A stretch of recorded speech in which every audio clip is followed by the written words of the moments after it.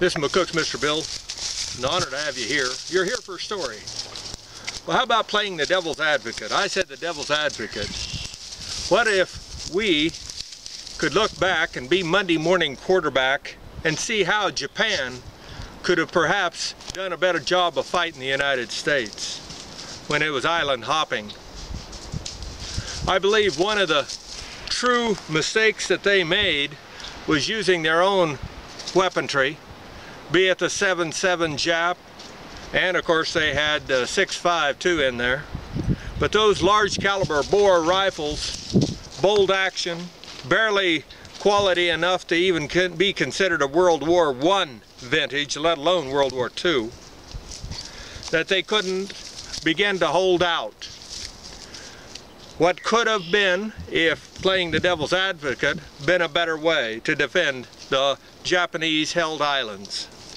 You're looking at it, a 22 caliber rifle. Just a simple little 22 would have made an incredible difference. And the cost to shoot, well, they could have shot a 22 5 times for every one shot they fired with a high-powered rifle. And if by chance you think that a 22 is a short-range weapon, I've seen coyotes killed mind you, at 400 yards with a 22. I've seen it. And so if you can kill a coyote, you can kill a man at 400 yards with a 22 caliber rifle. Keep that in mind. I would also remind you that at the beginning of World War II, when France was being invaded, and they came up to a high school, a military high school, a military academy, if you will, in France, and the Germans demanded their surrender. Well, the 300 youths in that school refused to surrender. And so they fought the Germans for 3 weeks. To a standstill, they fought them. Not until the Germans brought up tanks and leveled the place with artillery did they then move in after the 300 and that school were killed. 300 youths were killed.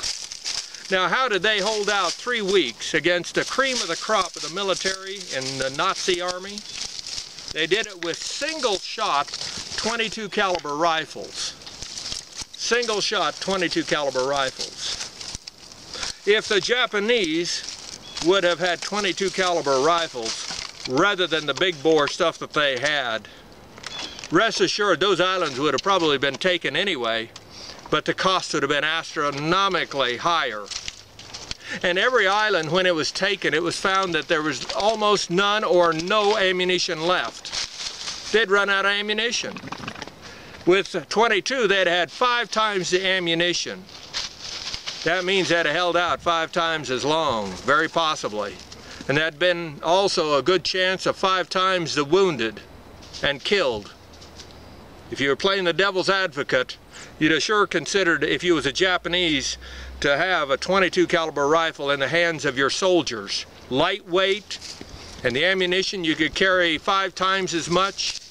And in a jungle situation, 400 yard shooting is more than enough. More than enough. And quieter.